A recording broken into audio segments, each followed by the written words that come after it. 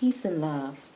I wanted to come on here today and talk a little bit about ancestral work, the importance of it, why it's needed, why are we still talking about the ancestors, why am I still talking about my ancestors in 2022, why you should be talking about yours, why ancestral work is for everyone, and how do you know what your work is, and then also too what my work is. But before we get started, I wanted to say a quick prayer.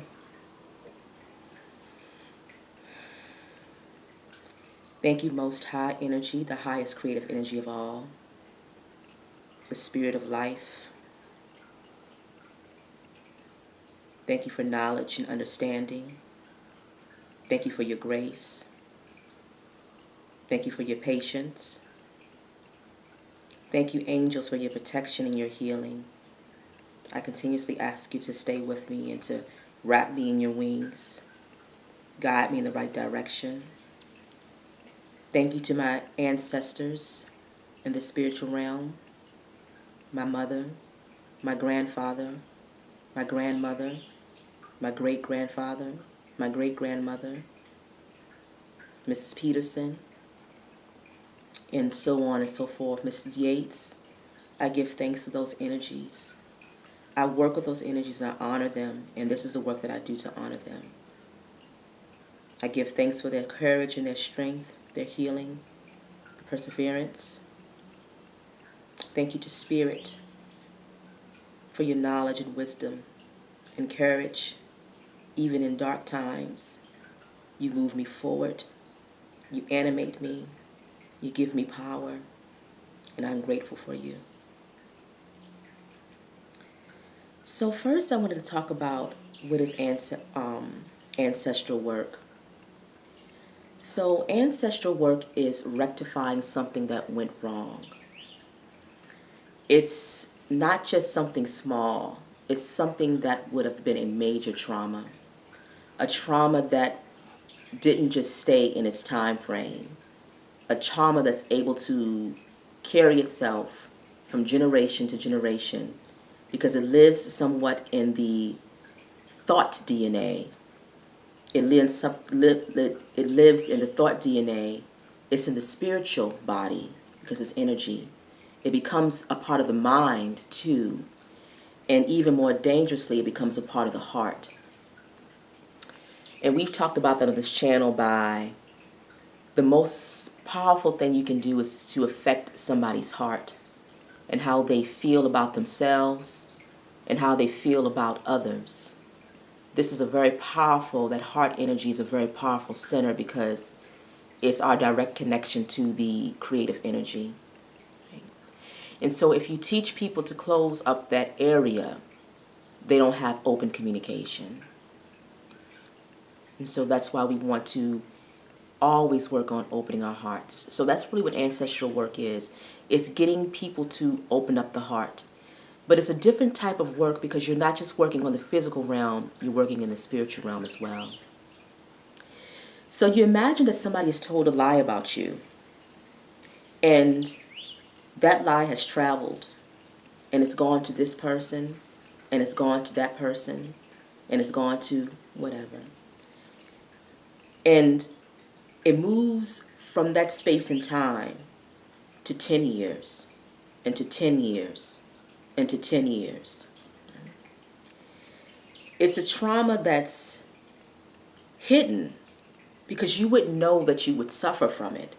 You wouldn't have any idea that you would suffer from it because it doesn't make any sense to be connected to something that happened in the past that you weren't even there for, right? So why is that important to you?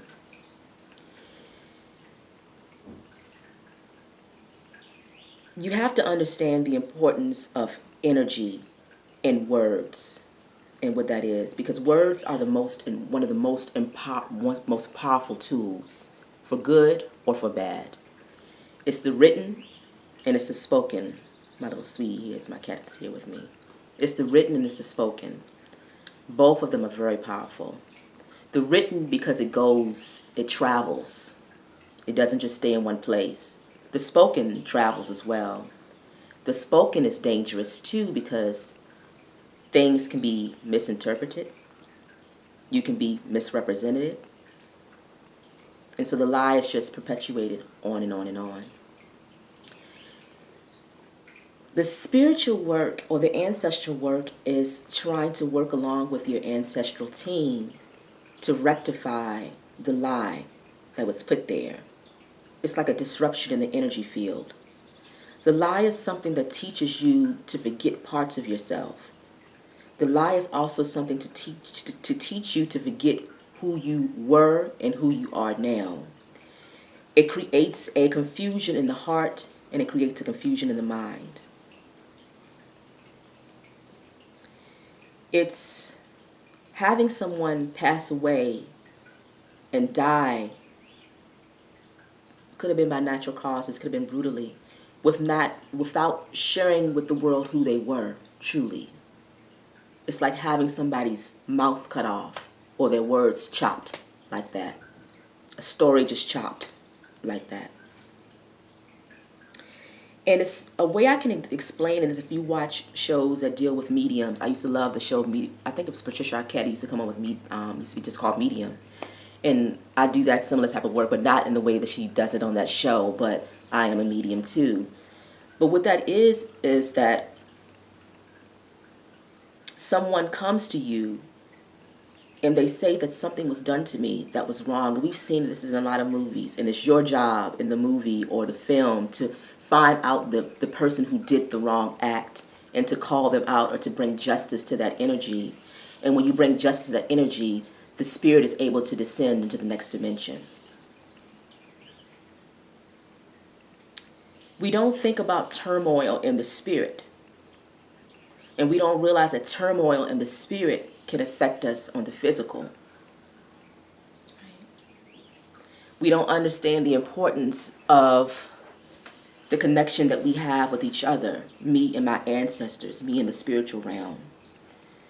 Part of that is because for certain groups of people, mainly for us here, and if you're watching, you have your own story too, and you have your own spiritual work that you're working on. But for us to be black people, black Americans, African Americans, to be torn from certain aspects of spiritual work, because when we came here, we had to adjust to the spirituality that was here, and some things were still incorporated. That's when you get the hoodoo, and then you get some of those traditions. So the spiritual work never leaves. It never leaves. But as we move more and more and more, we start to forget the direct connection that we have with the spiritual realm, which is the ancestors. It's the mother in the spirit realm. It's the grandmother in the spirit realm. I talk about it all the time. They are able to make different moves there. They're able to see things differently. Their power is different there. It's different than what I could work with here on the physical, because here things move much slower. Here things are like, it's a heavier energy. Where there it might be more of a light body, right? And so we're working with our ancestors who have different ways of moving through energy and clearing energy. So we're clearing energy in tandem. They clear it in the spirit realm, and I work to clear it here in the physical. That's what ancestral work is. Your work will be determined by who you are, the family that you were born into. That's the work that you're here to do.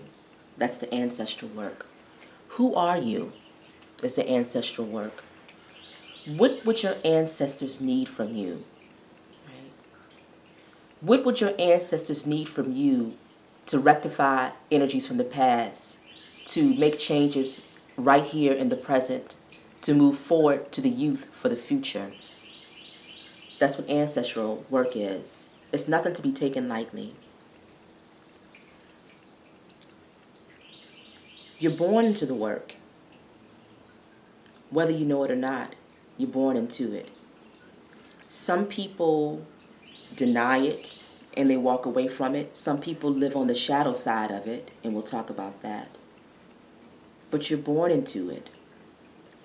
And it's an important work to do, because you won't necessarily be known for the work, but if you're able to lift the energy just a bit, then the spirit realm knows you.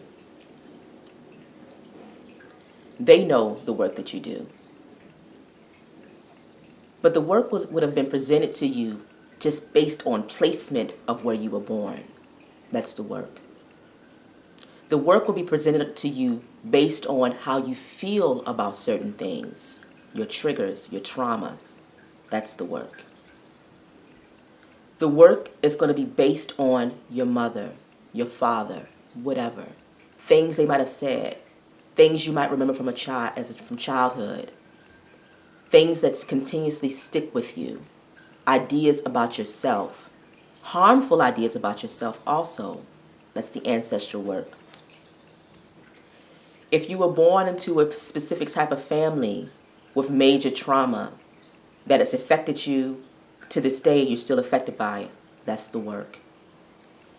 And we have a tendency to believe that these things are traumas and they shouldn't be addressed, and they're triggers, and these are things that we need to just learn how to, survive with, or just to put aside coping mechanisms. We don't talk about it at all.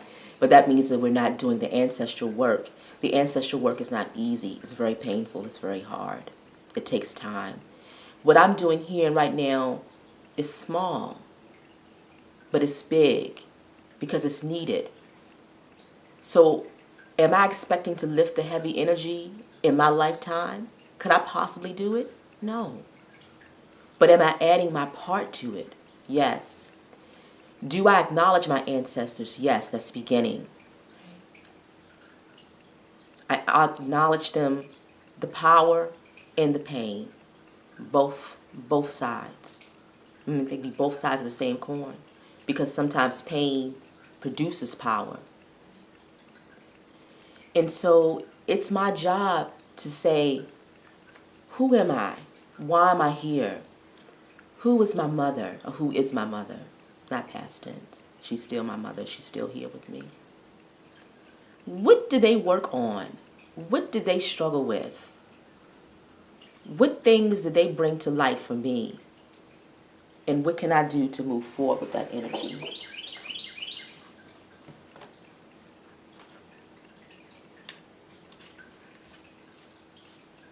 Family trauma. That's the ancestral work. It's things that are like this that you can't get away from. It keeps the family stuck. It keeps that cousin, or keeps that sister, or keeps that whoever doing that same thing, going through that same motion. And then her mother went through that same motion. And then her mother before her went through that same motion. Could be in different ways, but it's going through that same motion. And one thing I can say for me is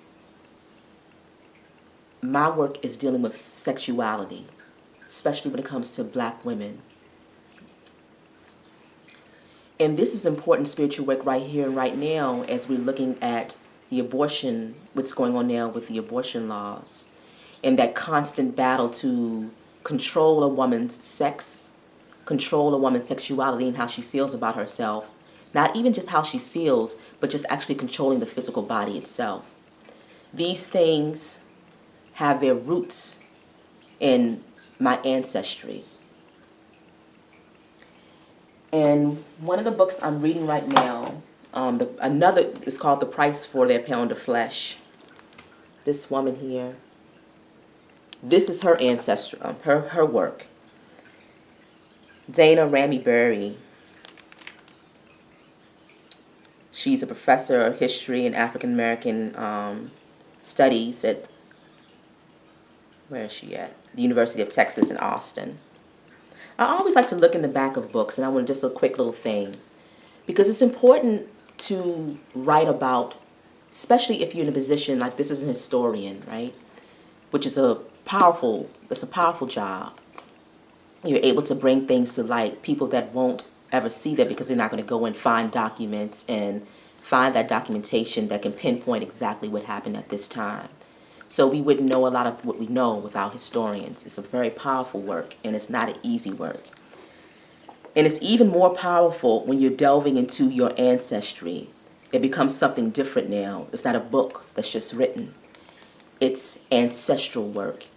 It means that you were called to do that work because of who you are and because of what you can say and how you can heal. And I look in the back of the books to see who's writing about my ancestry because it's important to me. Because I want to feel like I understand why they're writing about me and who they are. People in positions of power who write about other things, strange to me. Not that you don't want to learn about other cultures. There's nothing wrong with that. And not that you don't want to delve into other cultures. There's nothing wrong with that. But if you have the power to, and you don't utilize that power to delve into your own ancestry and produce something that can be of healing to that energy, then things don't change. They change in a way, but it's not as powerful as it could be. And so, how do I know what my work is? I'm going to know it based on my personality. I'm going to know it based on what am I serious about. And if you read cards too, your cards will tell you too, because things will come out that will trigger you. And so quickly, I'm going to talk about this card here. I have two different goddess decks. I have many different goddess decks, but these two particular goddess decks have this card, and it's Babao. Let me see it. And I get this card often. Not just a little bit, but often. Often to the point where I just wonder, like, why would Spirit continuously give me this energy? Because I don't resonate with it. It's like, have you ever pulled a card and you're saying, I don't resonate with it, or I don't understand what they're trying to tell me? Sometimes that's a spiritual work. Sometimes the Spirit alerting you to something that you need to focus on, or they're giving you the answer to your purpose here. And I'm going to read a little bit about her. This is a very powerful deck, the Dark Goddess Tarot, if you're interested in it. Ellen Lorenzi Prince. This isn't a deck that you can read without the guidebook, unless you are really well versed in the goddesses. And I'm not. I'm still learning about the goddesses. And even with learning about the goddesses, I still need to come and pick this book up. It's a good guidebook. Some guidebooks don't offer a lot of information. This is a powerful guidebook. She wrote this guidebook to honor and respect these goddesses. It says Babao is the goddess of belly laugh. She takes part in Demeter's and Persephone's story, a story of sex, death, and fertility and renewal. She represents the power of laughter to activate the power in sexuality, the power of creation. Babao welcomes Demeter into her home, who has wandered dressed in old robes, grief-stricken in search of her daughter.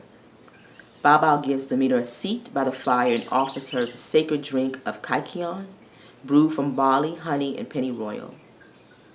Demeter is unresponsive, remaining disconsolate and silent.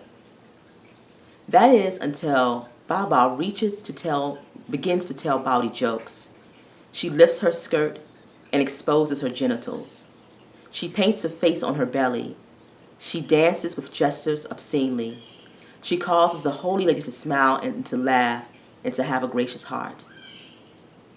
Because of the lewd and absurd nature of Babao's acts, Demeter is momentarily shocked out of her sorrow.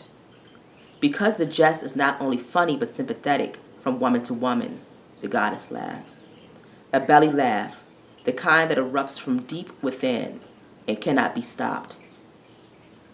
With it, Demeter is wakened from her desolation. A renewal of life becomes possible.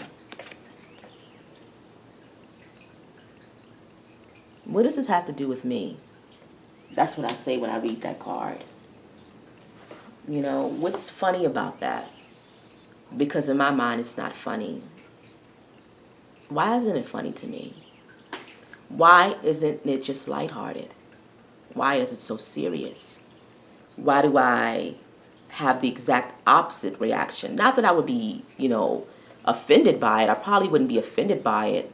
And I might not even be shocked by it, but I don't know if I would laugh at it.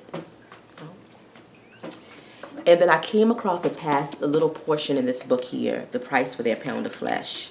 And I'm sorry about how long this video might be, but that's how it is on this channel. Please join me. Please stay with me. You know.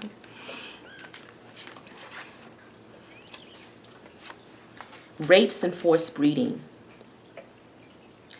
As external values took on new meaning during enslaved men and women's teens and early 20s, these individuals came to understand another aspect of their worth. Let me get a little sip of tea.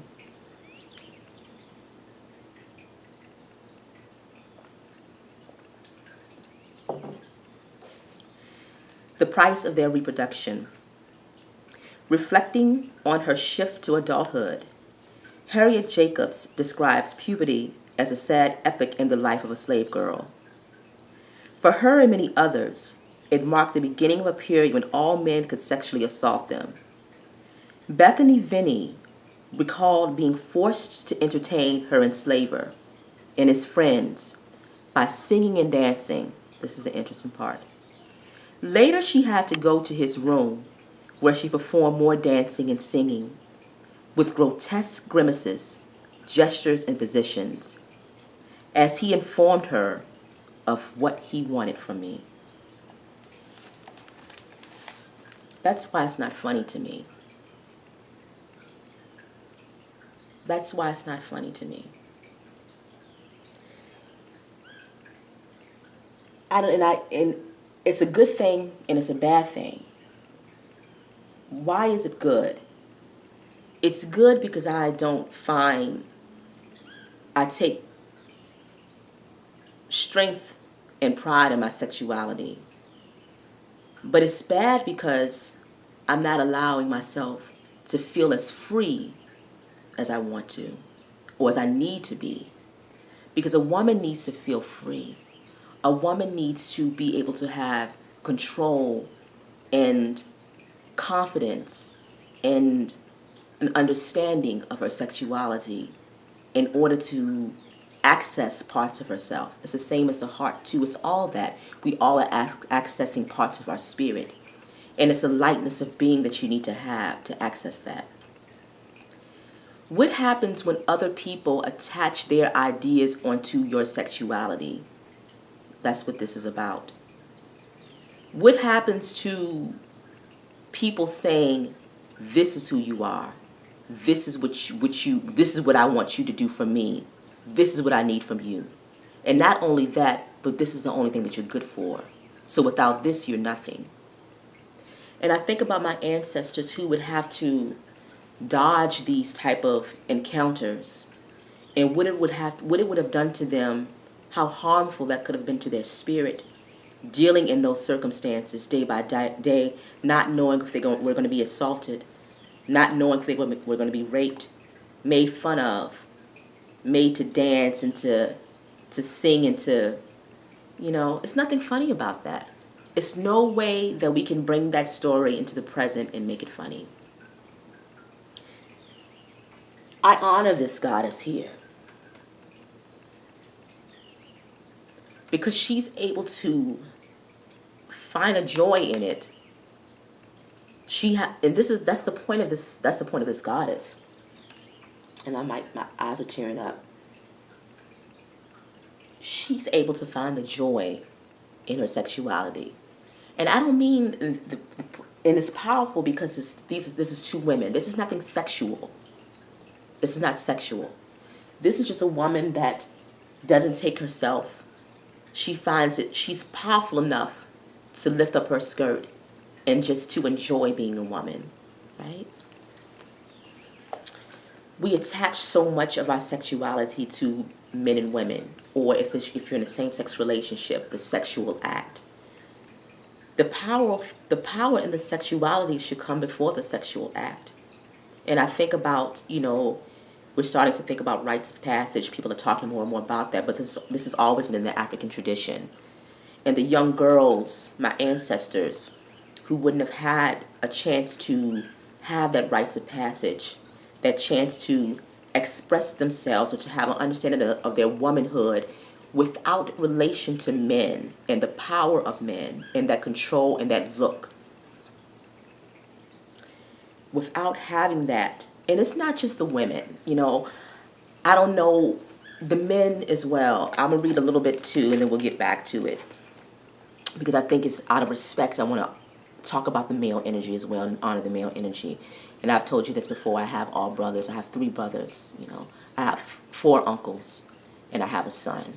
So, but enslaved girls and women were not the only ones terrorized by sexual abuse.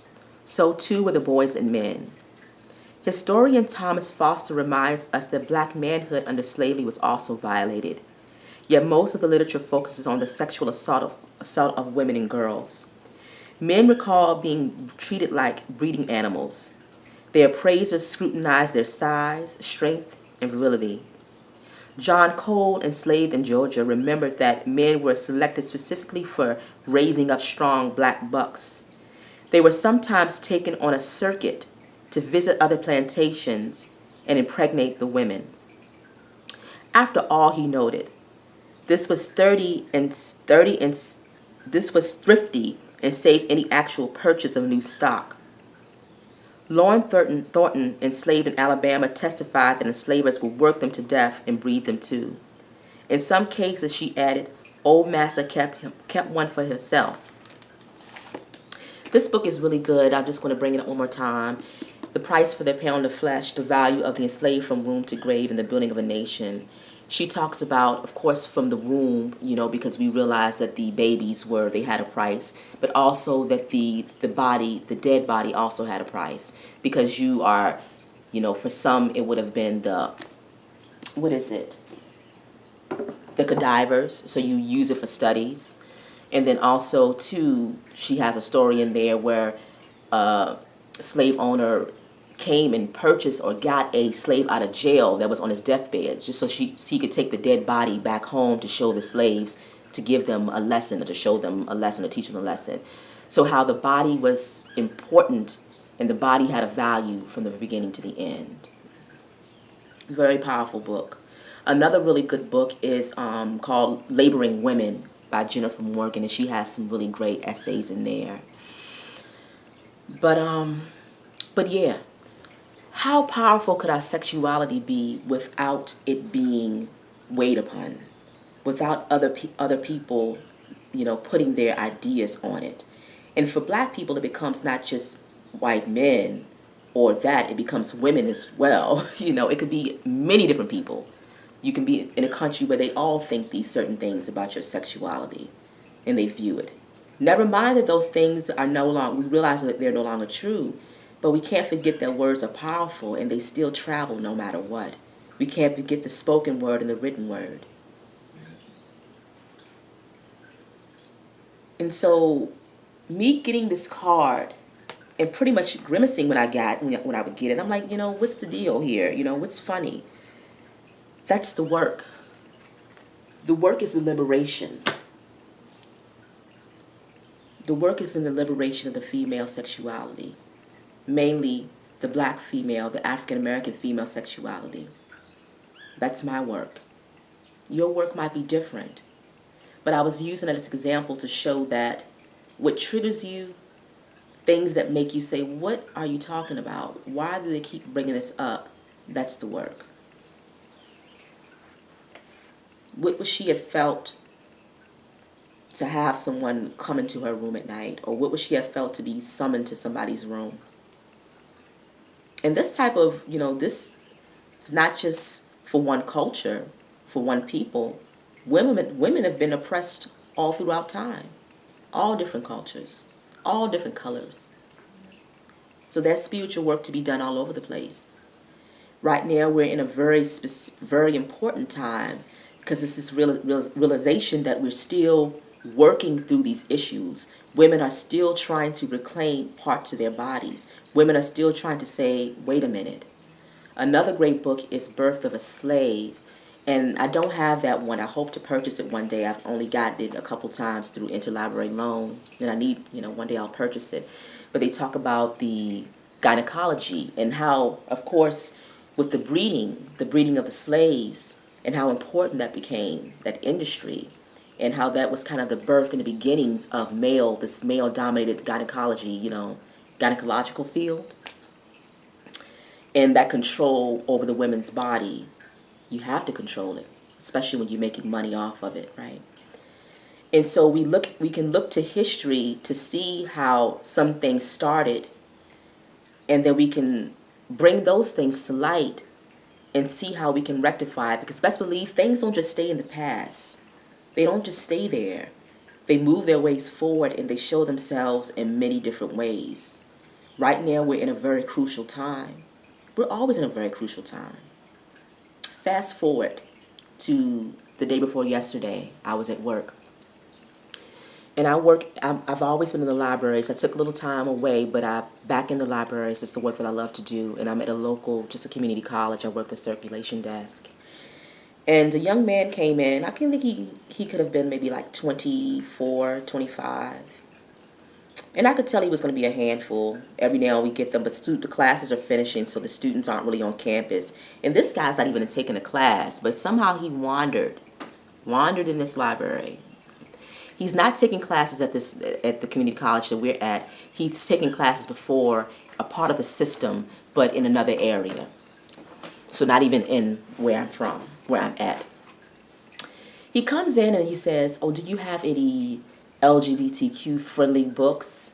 Where are those books?" And I said, "Well, we don't have them." I said, "Next month we'll have a wonderful display. We'll bring all those up." I said, "Right now we're focusing on Asian and Pacific American Heritage Month, and so these are the books that we have." In my mind, hopefully, because I'm always hopeful that it was just a true question, but it really wasn't, right? And so he went on and on. Then he said, "What about Colonizers Month?" That's what he said to me. And I said, "Well, every day is Colonizers Month, right?" "Oh, no, no, no. We've all done our share of colonizing." He was going to go into that, but other things were happening at the time, so he didn't really get a chance to finish it. And so he went on and making his comments. "Well, I was looking at the back of the book, but if the person that wasn't LGBTQ or black, if they didn't write the book, I almost was going to put it back, saying it to be funny, right? Because really the opposite is true." And so he went on and on. He had his little moments and his little comments and things like that, had things to say. And because I'm well aware of energies, and because I'm well aware of trickster energy, I'm on alert now, because I'm thinking to myself, what is he going to say? But then it's curiosity for me, because my spirit speaks through many different people. They speak through the sage, the wise person, and they also speak through the fool. Okay, so don't forget that when you're dealing with trickster energy, spirit will speak through the fool. And that's why I have learned to relax myself and to listen to see what people are saying, because lots of times it could be messages in there for me. Sometimes it could be just gibberish, right? He asked me what I was, I told him I went to school. He asked me did I go there. I said I didn't. I went to the school, and he asked me about, I told him he asked me what my major was. First he wanted to guess it, and I was like, "Well, what do you think?" And he was like, "Gender studies." I said, "No, that wasn't, But looking back on it, it wasn't my major, but obviously it's what I focus on spiritually. So that's a cue there. Spirit speaking through him saying, don't forget about your work. Don't forget about what you need to do. So I told him I was a history major, and I was talking about all the different classes. Well, what type of history did you focus on? Because he wanted me to say African American history, because he had things that he needed to say. He had things that he wanted to be disrespectful and nasty about. I know what he's up to. So I told him about all the history, Latin American history, Chinese medicine, Jewish history, all the classes I took. But I made the mistake of saying I took an African history class, in African American and African history, but just African American history is just like that ding, ding, ding, ding, ding, and I just didn't want to give him that. But he recalled a documentary that he watched where it was a black warrior, and I think it might be on Netflix, but I was trying to listen, but I had other things going on. I was trying to move him out there too, move him out quickly. And he went on to talk about how she was just a powerful warrior, which sounds good. She was just a beast. She was just, whatever word he used. And, another thing is she had big bazungas. And I said, wait up, hold up now. Or I think I said, all right, watch it, watch it. But what I really wanted to say, shut the F up. Sorry, my cat's no, Stella. Hey, no ma'am. No. These energies, these trickster energies, I found they find you at places where you have limited movement. You're like this. You can't escape. You can't say, all right, now I'm about to come across this, would he have even approached a black man in that way? Probably not, but I'm a woman, so of course it's easy to approach me in his mind. But he had his excuses. He's on the spectrum. These are things he would tell me at the time. He's in counseling. So these should be excuses for his behavior and how he's talking to me. But that's not really what it is. Because remember I told you the spirit speaks through fools. What he does and what he did is that he reminded me that ancestral work, and when people say it's in the past, why are you all still talking about slavery? Why are you still talking about your ancestors? Why are you still talking about this stuff? Why won't you let it go? This is why I can't let it go. This young man is only 24, and he saw this powerful warrior, and he saw her power, and he reduced it to her physical body part. He claimed that for himself, to look at that and to just be enthralled by that. Imagine how powerful women could be if we truly liberated ourselves from the constraints of male-dominant sexual ideas and thoughts. And females too, because there's a lot of females on the train too who want to be controlled. And we look at these abortion things going on. There are women on that camp too. They don't realize how that lessens the power. How to give up that control of your body lessens the power. They don't care about that. They just have their ideas, They have their ideas about people. Usually that's where it stems from. Who are the people having abortions? These trashy people or these people, whatever. Not that I'm for abortions, I'm not saying that. But what I am is for the liberation of the female body. That's what I'm for. That's what I'm here to talk about, and that's what we're talking about. So when we come across trickster energies like that young man that came in, when we can't run away and we can't escape, it's spirit speaking through the fool saying, don't forget the work that you have to do. You're not working on it. You're not doing it. You haven't been thinking about it. This is a work that you've been called to do. This is still important. Even though society would tell you that the work is not important, this is still important work. This young man is showing you that this work is still important. The problem for me is, and this is just a little small rant, it goes back to the historian rant. It becomes my job to teach him, but it also becomes my job to do the ancestral work, to work on raising the energies, when there's somebody else, that could teach him better than I could. Where's that person's ancestral work? Where's his elder? Where's the book written about his elder, about his ancestors, and what they need to do to move forward? That's the book that needs to be written. If you have the power to write and you write about somebody else entirely, and like I said, I have a lot of respect because we wouldn't have some of this historical knowledge if we didn't have people who have access, because people, it's the access to do the research. It takes time. It takes money. It takes travel. These are things that it requires. And everybody doesn't have access to that. So it takes people having access to do it in order for these things to get done. So I am thankful for that. But now we can open it up to say, don't just spend your whole career, if you're a writer, if you're a historian, focusing on the history of other groups when we still have work, when you have work that you need to do in your own bloodline. That's where the change is. That's where the change happens. Stop looking at me as if I'm the victim. Stop treating me and writing works and putting me and painting me in this state of being a victim, which understandably so, I get that.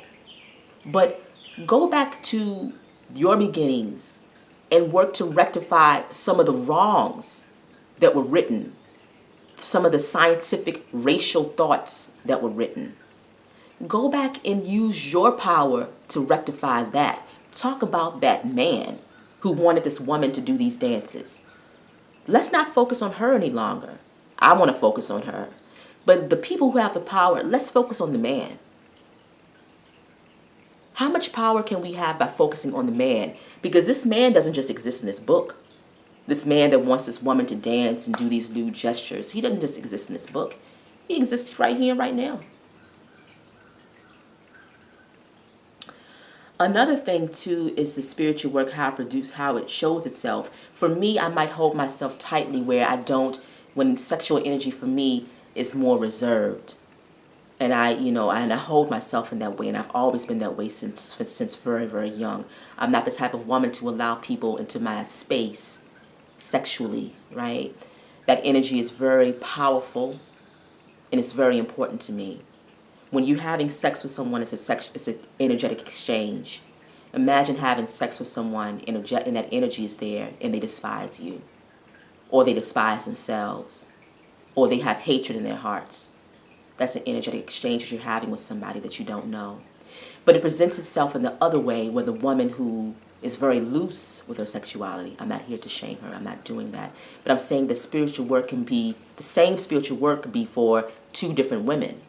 Two different women could be here to do the same spiritual work. The woman who holds herself a little tightly, and the woman who's extremely loose. They both are doing the spiritual work.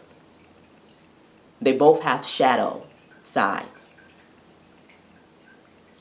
Just because I hold myself, that's shadow energy. That could be shadow energy. Not being as free as I want to be. And the same thing for the woman who is loose with her sexuality. She's shadow. If she's not loving herself. If she's having sex with men that she doesn't know. If she's having sex with men and she doesn't understand who they are, where they come from, and what they're dealing with. You're taking that energy and you're holding it on the inside. You're holding it here. And so I'm just saying how spiritual and ancestral work can be presented in a number of different ways. Extremes. Long video, but I just wanted to talk about this today because I talk about ancestral work and me doing ancestral work on this channel, and I just wanted to give you an idea of what it is. And me doing this channel is my ancestral work, but I actually write poetry, and this is my book, and I just wanted to put it up there in case you wanted to look at it. The book is available on Amazon, but I also have some of my poems up on my website, which is juliatia.com, if you're interested, if you want to read some of them. Just a few of them are up there. But the young man, when he came in and he talked about her breast, it's a poem that I have on there called Lactation that deals exactly with that. And it came about reading Jennifer Morgan's Some Could Suckle of Their Shoulders. It's when they would see the native women, if they would go into Africa, they would see the women breastfeeding and how they would start to look at the large breast size, and something that was just normal to a woman feeding her child, how it can become grotesque in the eyes of people with strange sight, right? And how that look becomes a part of the story. And that's what this book is about. It's about reclaiming the body from that look, reclaiming the body from that story that's been painted.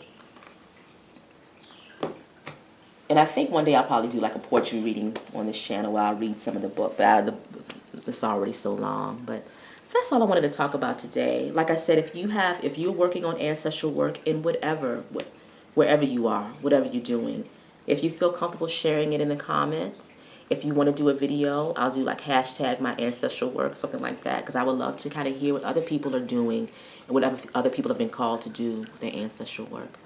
And we'll talk next time. Peace. Take care.